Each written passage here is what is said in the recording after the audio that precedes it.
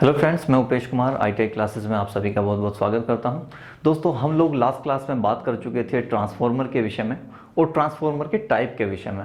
Types के विषय में हम बात कर रहे थे, जिनमें से लास्ट क्लास में हम लोगों ने बात की थी कूलिंग इफेक्ट ट्रांसफॉर्मर के बारे में, अर्थात शीतलन प्रभाव के जो ट्रांसफॉर्मर हैं उनके विषय में हम लोग बात कर रहे थे। तो आज हम उसी को अपना कंटिन्यू करेंगे चैप्टर को। यदि आप हमारे चैनल पर नए हैं तो हमारे चैनल को सब्सक्राइब जरूर कर लीजिए। सब्सक्राइब के बाद में बेल आइकन का बटन जरूर दबाइए, ताकि हम लोग डेली जो आपके लिए नई नई वीडियोस शेयर कर रहे हैं आपको, वो आप तक जरूर पहुंच सकें। तो चलिए आज हम शुरू करने वाले हैं अपने नेक्स्ट टाइप को, जो कि कूलिंग इफेक्ट ट्रांसफॉर्मर की बात हो रही थी। तो आज हम शुरू करने वाले हैं जल द्वारा शीतलन, यानी कि वाटर कूलिंग ट्रांसफॉर्मर्स। तो वाटर कूलिंग ट्रांसफॉर्मर्स में होता क्या है, ये क्या होते हैं, बहुत ही हाई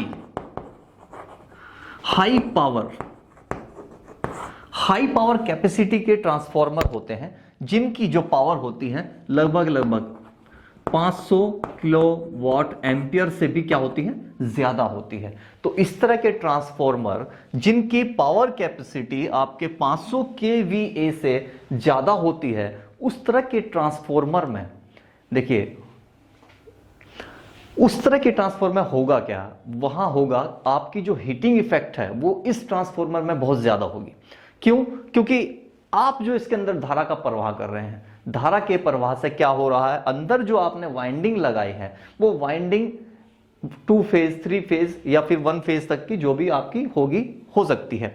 हो सकता है कि वो 3 फेज में हो। 3 फेज का मतलब ये होगा कि उसके अंदर उतनी ही ज्यादा क्या है, आपकी वोल्टेज आ रही है। वोल्टेज आने का मतलब क्या हुआ, वोल्टेज आने से कहीं ना कहीं जो ऊष्मा का ह्रास हो रहा है, उस ह्रास की वजह से क्या होगा, इसका जो हीटिंग इफेक्ट है वो बहुत ज्यादा हो जाएगा। तो हम लोग जो लास्ट वाले में जो हम बात किया था, वहां हमने बात की थी ऑयल के द्वारा हम उसको ठंडा करते थे। सेम वही प्रोसीजर इस वाले ट्रांसफॉर्मर में भी दिया गया है। ये एक ट्रांसफॉर्मर हमने लिया है, एक ट्रांसफॉर्मर के अंदर ये हमारा क्या है, ये आपका है वाइंडिंग, ये आपकी वाइंडिंग है। ये पूरा ये हो सकता है कि 3 फेज वाइंडिंग हो। तो अगर ये वाइंडिंग है हमारी, तो वाइंडिंग की वजह से अंदर क्या होगा, एक हीटिंग इफेक्ट पैदा होगा। उस हीटिंग इफेक्ट को कम करने के लिए हम लोगों ने ऑयल वाले में क्या किया था, ऑयल को भर दिया था। सेम वही चीजें यहां भी है, इसमें भी क्या है, इस ट्रांसफॉर्मर के अंदर भी ऑयल भरा है।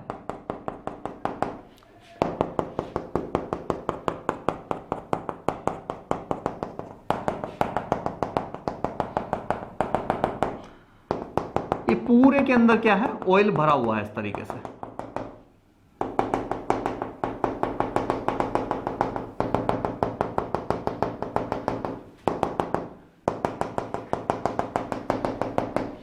यहां ऑयल भरा है, लेकिन क्या है, चूंकि इसकी पावर कैपेसिटी बहुत ज्यादा है, अतः ऊष्मा का भी ह्रास बहुत ज्यादा हो रहा होगा, हीटिंग इफेक्ट ज्यादा होगा। तो इसी हीटिंग इफेक्ट को करने के लिए हम लोग क्या करते हैं, इसके साथ जो ऑयल डाला गया है, इसी के साथ में वाटर कैपिलरी का इस्तेमाल करते हैं इस आपके ट्रांसफार्मर को ठंडा करने के लिए। तो ये क्या है, आपकी पानी की क्या है, कैपिलरी है, वाटर पाइप बोल सकते हैं आप इसका। तो ये वाटर के पाइप हैं। तो वाटर के पाइप को इसमें जो है, किसमें, किसी भी फॉर्म में, जिगजैग में, सर्किल में, या किसी भी प्रकार से मोड़ तोड़ के इसके अंदर जो है डाला जाता है ट्रांसफॉर्मर के। इसके 2 सिरे होते हैं, एक सिरा दाईं ओर, एक बाईं ओर। जब इसमें एक सिरे में क्या होता है, गर्म पानी अर्थात हॉट वाटर जो है वो बाहर निकलता रहता है, और दूसरी साइड से क्या होता है, ठंडा पानी, यानी कि कोल्ड वाटर। कोल्ड वाटर को इसके अंदर डाला जाता है। तो कोल्ड वाटर इसके अंदर जब प्रवेश करता है, प्रवेश करने के बाद में इन पाइप्स के थ्रू वो जो है गुजरता है, गुजरने के बाद में क्या है, बाहर की ओर निकल जाता है। लेकिन कैसा निकला, गर्म पानी निकलता है बाहर, क्योंकि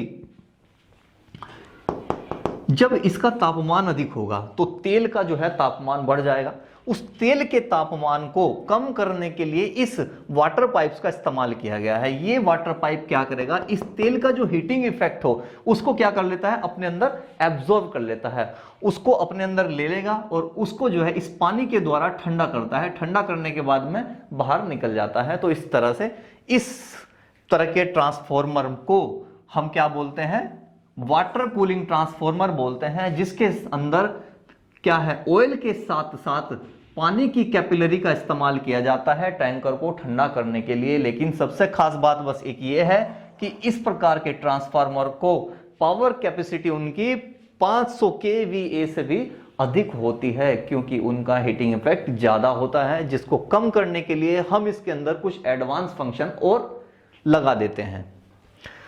तो अब बात करते हैं इसके अलावा इससे नेक्स्ट वाले की, जहां हम लोगों ने बात की थी किसके विषय में,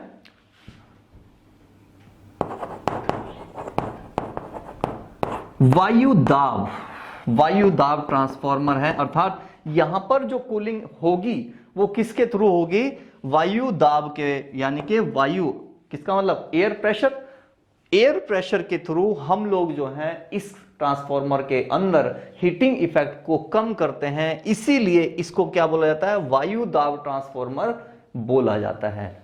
तो चलिए अब बात करते हैं अपने शीतलन प्रभाव के जो ट्रांसफार्मर है उनमें अगले विषय में, यानी कि जल के बाद में अब बात करते हैं वायु दाब द्वारा शीतलन की। तो वायु दाब के द्वारा जो शीतलन है इसके अंदर क्या करते हैं, फोर्स्ड एयर कूल्ड, यानी कि क्या है, हवा को जो है फोर्सफुली जो है इसके अंदर एंटर किया जाता है और उसके बाद में उसके हीटिंग इफेक्ट को कम किया जाता है। इसीलिए हम क्या इसको एक और नाम से जानते हैं, वायु झोंका विधि। अर्थात वायु का जो प्रवाह है इसके अंदर किया जाता है। जैसा कि ये डायग्राम में देख रहे हैं, ये भी एक प्रकार का क्या है, आपका उच्च दक्षता वाला आपका ट्रांसफार्मर है। इसके अंदर भी हीटिंग इफेक्ट बहुत ज्यादा होता है। इस तरह के ट्रांसफार्मर हम लोग जो है मेनली उस जगह पर यूज करते हैं जहां पर जल की कमी हो या अन्य प्रकार के जो संसाधन हैं जिनसे ट्रांसफार्मर को ठंडा किया जाता है वो अगर उपलब्ध ना हो। जैसे कि इस प्रकार के ट्रांसफार्मर में ये आपको जो दिया है, ये आपकी क्या है, ये कोर्स है,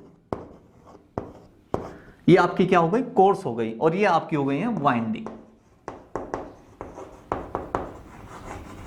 ये आपकी वाइंडिंग सेकेंडरी वाइंडिंग और ये प्राइमरी वाइंडिंग्स हो गई, और ये बीच में आपका कोर हो गया। इसमें होता क्या है, नीचे की साइड से इस ट्रांसफार्मर का जो इंस्टॉलेशन है वो इस प्रकार से किया जाता है कि नीचे की साइड में इसमें क्या होता है, फैन लगा होता है दोस्तों।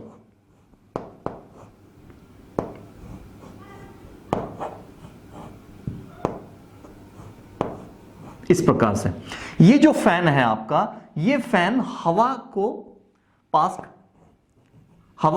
करता है कहां, इस ट्रांसफार्मर के अंदर, और ये जो एयर है, ये एयर यहां रास्तों से गुजरती हुई कहां पहुंच जाएगी, आपके ऊपर की ओर निकल जाती है।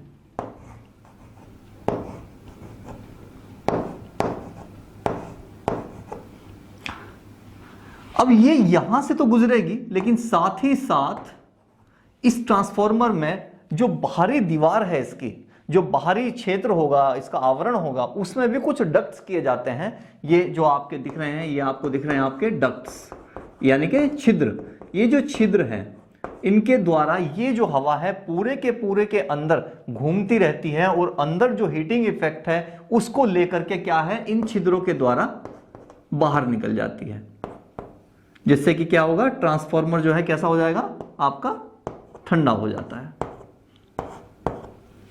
इस प्रकार से ये जो एयर है आपकी, पहले ये एयर पूरा इधर से जाएगा, पूरे में घूमता रहेगा, घूमने के बाद में क्या है, जहां भी इसको जो है स्थान मिलेगा और ये वहां से गर्म होके बाहर निकल जाती है। इस प्रकार से फोर्सफुली हवा के द्वारा इसके अंदर क्या है, हीटिंग इफेक्ट को कम किया जाता है। इसके बारे में मैंने बता दिया आपको। ये ट्रांसफार्मर लगता कहां है, हाईली कैपेसिटी वाला होता है, अर्थात इसकी भी पावर जो स्ट्रेंथ है वो बहुत ज्यादा होती है। 500 kVA से भी ज्यादा प्रकार की जिसकी पावर होगी, उस जगह पर इस प्रकार के ट्रांसफार्मर की हमें जरूरत पड़ती है, खासतौर से जहां पानी की कमी होती है। तो चलिए अब हम बात करते हैं नेक्स्ट ट्रांसफार्मर के विषय में, जो है आपका ऑटो ट्रांसफार्मर। ऑटो ट्रांसफार्मर होता क्या है देखिए, ऑटो ट्रांसफॉर्मर का मतलब एक ऐसा ट्रांसफॉर्मर जो कि ऑटोमेटिक हो, जिसके अंदर दोनों ही गुण हो, अर्थात वो स्टेप अप और स्टेप डाउन दोनों का काम कर सकता हो। इस प्रकार के ट्रांसफॉर्मर के अंदर होता क्या है, जो कोयल इसकी होती है वो सिंगल कोयल होती है, अर्थात कोयल तो एक ही होगी। मतलब क्या हुआ, यानी कि सिर्फ प्राइमरी वाइंडिंग है, सेकेंडरी वाइंडिंग है ही नहीं। लेकिन इसी प्राइमरी वाइंडिंग के चलते ही सिर्फ ये क्या करेगा, अपने अंदर क्या करेगा, चुंबकत्व का गुण पैदा करता है। इसीलिए इसको हम सेल्फ इंडक्शन भी बोलते हैं। सेल्फ इंडक्शन यानी कि अपने स्वतः ही अपने अंदर क्या करेगा, चुंबकत्व का गुण पैदा करेगा, जिसकी वजह से क्या होगा, सेकेंडरी के अंदर क्या होगा, ये जो सेकेंडरी जो है ही नहीं इसके अंदर, फिर भी ये सेकेंडरी के ना होते हुए भी क्या करेगा, अपने अंदर जो है विद्युत का प्रवाह करेगा और वहां से क्या करेगा, चुंबकीय क्षेत्र बनाएगा, जिसकी वजह से क्या होगा, इसके साथ में जो दूसरा लोड आपको रखेंगे आप इसके साथ में, उसमें भी क्या होगा, विद्युत धारा का प्रवाह होने लगेगा। लेकिन इसमें होता क्या है, ये दोनों तरह काम कैसे करता है, जबकि ये तो इंडिविजुअल है। अब ये इंडिविजुअल कोयल ही कैसे काम करती हैं, इस चित्र के माध्यम से हम आपको समझाने की कोशिश करते हैं। देखिए होता क्या है, ये एक हमारे पास में क्या है, प्राइमरी वाइंडिंग है, प्राइमरी वाइंडिंग, ये हमारी प्राइमरी वाइंडिंग है। प्राइमरी वाइंडिंग के अंदर जब धारा का प्रवाह होता है तो ये प्राइमरी वाइंडिंग के क्या है, एन नंबर्स होंगे, ठीक है ना, तो एन नंबर्स भी हैं, 1 2 3 इस तरह से करते हुए। इसी प्राइमरी वाइंडिंग का एक सिरा जो है लोड के साथ में कनेक्ट किया जाता है। अब ये लोड आपका कुछ भी हो सकता है कि ये बल्ब हो सकता है कि ये बल्ब हो। अब इसका एक सिरा तो है डायरेक्ट आपने किसके साथ जोड़ दिया, आपने सेकेंडरी जो आपका सप्लायर है, यानी कि जिसको आपको देना है। अब लोड के साथ में आपने इसका एक जो है तार वो तो इसके साथ में जोड़ लिया। अब दूसरे सिरे पर क्या होता है, दूसरे सिरे पर इसके जो होता है एक कार्बन का ब्रश होता है। ये कार्बन का जो ब्रश होता है वो क्या करता है, ऊपर नीचे की ओर पूरा का पूरा मूव करता है, जो कि मूव करते वक्त टच करता है किसको, ये जो एन नंबर्स हैं, यानी कि इसके जो आपके कोयल के जो फेरे हैं उनको ये टच करेगा। और जितना ज्यादा ये जितना ज्यादा एरिया या जितना कम एरिया सेकेंडरी के बनेगा, सेकेंडरी वाइंडिंग के लिए जो बनेगा ये जो स्पेस है आपका, तो वही आपके ट्रांसफॉर्मर को ऑटो ट्रांसफॉर्मर बना देता है। अर्थात यही आपका कौन सा, स्टेप अप का भी काम कर देगा और आपके स्टेप डाउन का भी काम करेगा। अब करेगा कैसे वो देखते हैं।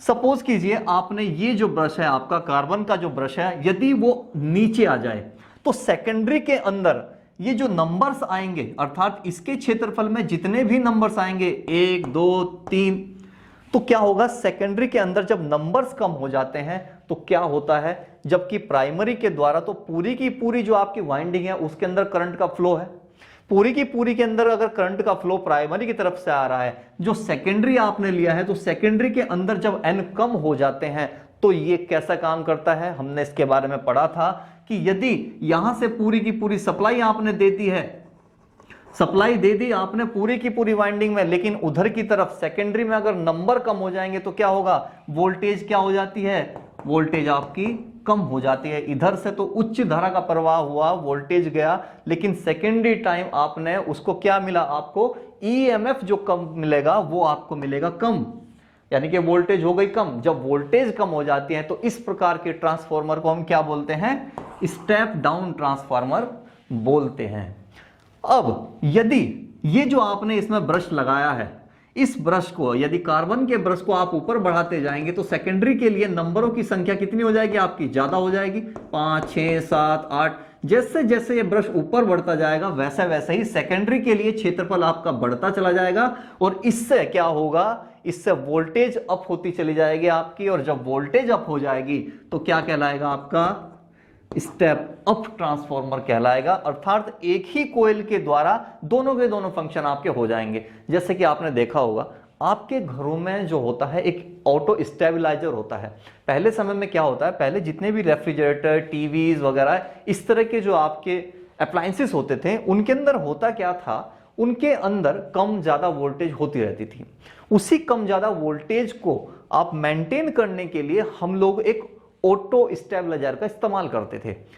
उसके अंदर क्या होता था, ऑटो स्टेबलाइजर के अंदर क्या होता था, एक बटन होता था जिसपे इन एंड आउट लिखा रहता था, इस तरह से ऊपर नीचे। यहां पर आपकी रीडिंग होती थी इस तरीके से, और ये आपकी जो सुई होती थी। साथ ही क्या होता था, यहां पर एक क्या है आपका, एक स्टेबलाइजर के लिए एक लगा रहता था इस तरह से, रेगुलेटर आप इसको बोलते थे, इस प्रकार से। तो ये जो रेगुलेटर होता था ये क्या है, इस तरीके से मूव करता था। जब आप इसकी वोल्टेज को बढ़ाते तो इस तरह से बढ़ाते थे, तो वोल्टेज को बढ़ाते थे तो ये सुई जो थी आपकी क्या होती थी, मूव करने लगती थी, अर्थात वोल्टेज आपकी आज ज्यादा दिखाने लगती थी। सपोज अगर मैं इसके अंदर 220 वोल्ट का फ्लो करूं, तो 220 वोल्ट को अगर मैं इधर दूसरी तरफ देखता हूं तो, और देखता किस में हूं, स्टेप डाउन में, तो आपको जो है इसका मान 0 से लेकर के 5 के बीच में आपको कहीं ना कहीं मिलेगा, क्योंकि ये क्या है, एम्पियर, यानी कि इसको धारा को ये नाप रहा है, वोल्टेज को बता रहा है। जब वोल्टेज को बताता है तो इसमें कहां 1 2 3 4 कहीं ना कहीं इसके बीच में आपको दिखाएगा। लेकिन जैसे ही मैं इस स्टेबलाइजर को घुमाना शुरू करूंगा और इसको लगभग मैं 4 या 5 तक लेके जाऊंगा, तो ये जो सुई है आपकी, ये भी आपकी ज्यादा हो जाएगी, अर्थात ये वाली सुई भी आपकी लगभग 220 से लेकर के 260 या 80 तक का आपका जो है वोल्टेज शो करती थी इधर, क्योंकि ये वोल्टेज को बढ़ा देता था। जैसे जैसे ये इधर को घूमता जाता था वैसे वैसे ही इसके जो नंबर्स हैं इस कोयल के साथ में क्या होते थे, बढ़ते चले जाते थे। अर्थात एरिया जब बढ़ता जाएगा सेकेंडरी का, तो उसके साथ साथ ही आपकी वोल्टेज बढ़ती जाती थी। और अगर एग्जाम्पल की बात करें तो एग्जाम्पल के तौर पे आज जो आप अपने घरों में मोटर पंप, जेट पंप इस्तेमाल करते हैं, उनके साथ में एक बटन होता है इस प्रकार का, एक बटन ये और एक बटन ये। इसको दबाने से क्या होता है, प्रेशर करते हैं तो इससे क्या होता है, एक बूस्ट मिलता है। अर्थात अगर मैं बात करूं तो ये आज के समय में बूस्टर के तौर पर यूज होता है। कहां, पंप के अंदर, ट्यूबवेल आपने देखी होगी आप, तो पंप हो गया, ट्यूबवेल हो गया, वहां कैसे बूस्टर के तौर पर काम करता है। इसके अलावा आपके ऑटो स्टेबलाइजर में भी आज इस्तेमाल हो रहा है। इसके अलावा आपके इंडक्शन मोटरों में इस्तेमाल हो रहा है। तो ये इसके जो है मोटे मोटे से क्या है आपके एग्जाम्पल हैं। तो आई होप कि आपको जो है ऑटो ट्रांसफार्मर के बारे में अच्छे तरीके से पता लग गया होगा। अगर आपको कहीं भी कोई ऐसी समस्या जो आप समझ नहीं पा रहे हैं, तो आई रिक्वेस्ट यू कि आप जो है मुझे कमेंट्स बॉक्स में इसके बारे में जरूर बताएं। मैं आपका अगर कोई ऐसा डाउट होगा तो मैं उसको पूरी कोशिश करूंगा कि उसको अच्छे से क्लियर कर दिया जाए। तो चलिए अब बात करते हैं हम इसके नेक्स्ट टाइप की। चलिए बात करते हैं आपके नेक्स्ट टाइप की, जिसमें आपको है आपका इंस्ट्रूमेंट ट्रांसफॉर्मर। देखिए इंस्ट्रूमेंट नाम से ही स्पष्ट हो जाएगा पहली बात तो, ऐसे ट्रांसफॉर्मर जिनके साथ कोई ना कोई इंस्ट्रूमेंट जोड़ा जाता है, ठीक है ना। तो इंस्ट्रूमेंट जो जोड़ा जाता है उसी के बिहाफ पर इसको इंस्ट्रूमेंट ट्रांसफॉर्मर कहा गया है। अब ये इंस्ट्रूमेंट जो है वो जोड़े जाते हैं कौन कौन से, दो। पहला, एक तो एम्पियर को नापने के लिए आप लोग इस्तेमाल करते हैं एमीटर, एक तो इंस्ट्रूमेंट होगा ये। और दूसरा, वोल्टेज को नापने के लिए आप लोग इस्तेमाल करते हैं क्या, वोल्टमीटर। अब यही दो इंस्ट्रूमेंट जब ट्रांसफार्मर के साथ में जोड़ दिए जाते हैं, अर्थात तो उसकी धारा को या उसके साथ वोल्टेज को मापने के लिए, तो यही क्या कहलाते हैं, आपके इंस्ट्रूमेंट ट्रांसफार्मर कहलाते हैं। जिन ट्रांसफार्मर के अंदर धारा को नापने के लिए अमीटर लगाया जाता है वो क्या कहलाते हैं आपके, वो कहलाते हैं आपके करंट ट्रांसफार्मर। और सेकंड, जिनके साथ में वोल्ट मीटर लगा दिया जाता है या वाट मीटर लगा दिया जाता है ताकि वोल्टेज को नापा जा सके, वो कहलाते हैं आपके क्या, वो कहलाते हैं आपके पोटेंशियल ट्रांसफार्मर। अब हम इन्हीं दोनों के विषय में बात करेंगे। पहले बात करते हैं आपके करंट ट्रांसफार्मर की। देखिए ये जो ट्रांसफार्मर हैं, इन ट्रांसफार्मर का यूज होता कहां है, उन स्टेशंस पर होता है जहां पर इलेक्ट्रिसिटी का क्या होता है, स्टोर होता है, अर्थात इलेक्ट्रिसिटी को एक जगह से दूसरी जगह जब सप्लाई दी जाती है, अर्थात सप्लाई पॉइंटों पर या इलेक्ट्रिसिटी स्टेशंस पर इनका जो है इस्तेमाल होता है। और इस्तेमाल सिर्फ इसीलिए किया जाता है ताकि उसके अंदर कितना ही धारा का प्रवाह हो रहा है इसको जानने के लिए ही इस करंट ट्रांसफार्मर का इस्तेमाल हम लोग करते हैं, बाकी इसका कोई काम नहीं होता है। तो अब ये जो डायग्राम बनाया है ये हमने इसी करंट ट्रांसफार्मर के लिए ही बनाया है। तो करंट ट्रांसफार्मर में होता क्या है, देख लीजिए, जब हाईली वोल्टेज के तार को, क्योंकि देखिए जो पावर स्टेशन है उसमें तो उच्च दक्षता वाला ही यानी कि हाई वोल्टेज आती है। अब हाई वोल्टेज को आप यदि हाई वोल्टेज करके ही मापना चाहेंगे तो ये तो पॉसिबल नहीं है। तो उस कंडीशन में हम करते क्या हैं, हम लोग ये करते हैं कि करंट के फ्लो को क्या कर देते हैं, कम कर देते हैं, अर्थात उच्च से उसको निम्न पर ले आते हैं। और निम्न पर उसकी वोल्टेज को मापने के लिए हमारे पास क्या उपलब्ध है, एमीटर उपलब्ध होता है। इसकी सहायता से हम उसके अंदर क्या नाप देते हैं, इलेक्ट्रिसिटी कितनी बह रही है इसका पता लगा लेते हैं। लेकिन एमीटर की जो माप होती है वो 0 से 5 तक ही उस मीटर में शो होती है। तो अब 0 से 5 तक तो आप सिर्फ इतने से तो नहीं बता पाएंगे, लेकिन होता क्या है, ये जो 0 से 1 की जो माप है ना, ये क्या होती है, अनुपातिक होती है। अर्थात अगर 0 से 1 पर जाएगी तो इसका मतलब ये हुआ कि 100 से ऊपर या 1000 किसकी वोल्टेज की क्या है, इलेक्ट्रिसिटी प्रवाहित हो रही है। इसका अपना एक मान होता है जो कि मीटर पर चिपकाया हुआ होता है। तो यहां 0 से 5 आपको क्या दिखा देगा, उसकी रीडिंग दिखा देगा इलेक्ट्रिसिटी की, और उसी से पता लग जाएगा कि हाईली वोल्टेज हाइपरटेंशन जो सप्लाई जा रही है उसके अंदर कितनी सप्लाई पहुंच रही है। देखिए इस वाले तार के साथ यदि मैं इस प्रकार के मीटर को लगा दूं तो बिल्कुल किसी भी प्रकार से इलेक्ट्रिसिटी की आप पहचान नहीं कर पाएंगे, क्योंकि ये जो एक मीटर है ये कम विद्युत को माप पाता है, इसलिए हाई टेंशन को नहीं नाप पाएगा। इसीलिए हमने हाई टेंशन की जो आपकी इलेक्ट्रिसिटी थी उसके मान को कम कर दिया और कम करके उसके साथ में एमीटर को लगा दिया है, जिसमें 0 से लेकर 5 तक के नंबर चिपकाए गए हैं, जिसके अंदर अनुपातिक आधार पर आपकी धारा को ये क्या करेगा, शो करेगा। बाकी इस प्रकार के ट्रांसफार्मर का कोई भी अलग कार्य नहीं होता है। चित्र से अब समझते हैं। देखिए इस प्रकार के ट्रांसफार्मर में होता क्या है, यहां जो हाइपरटेंशन लाइन जा रही है ये या तो प्लेन तार की होगी या फिर दूसरा इसके अंदर होगा तो सिर्फ 1 या 2 लूप होंगे। ये जो आप हैं यानी कि n की जो संख्या होगी या तो 1 होगी या 2 होगी इसके अंदर जो आपकी वाइंडिंग है। दूसरा इसके साथ यहां ये हो गया आपका यानी कि प्राइमरी वाइंडिंग, और दूसरा ये आपकी कौन सी हो गई, सेकेंडरी। ये आपकी सेकेंडरी वाइंडिंग हो गई। सेकेंडरी वाइंडिंग के साथ में आपने क्या किया है, नंबर ऑफ कॉइल्स इसमें इस्तेमाल किया है, नंबर ऑफ टर्न्स इस्तेमाल किए हैं कॉइल में। उसके साथ दोनों के दोनों छोर को एमीटर के द्वारा जोड़ दिया गया है और साथ ही इसके साथ जोड़ दिया है कहां, अर्थिंग को। अब आप बोलेंगे अर्थिंग किस लिए, अर्थिंग इसीलिए क्योंकि इसके अंदर जो विद्युत का प्रवाह होगा यानी कि जो एम्पियर जो धारा इसके अंदर आएगी उसका कहीं कोई यूज नहीं है। अगर इसके खुला छोड़ दिया गया तो ये क्या करेगा, कहीं ना कहीं किसी ना किसी प्रकार से शॉर्ट सर्किट कर सकता है, हो सकता है, या फिर कोई ना कोई इलेक्ट्रिसिटी का झटका ये दे सकता है। इसलिए इसमें अर्थिंग की जाती है।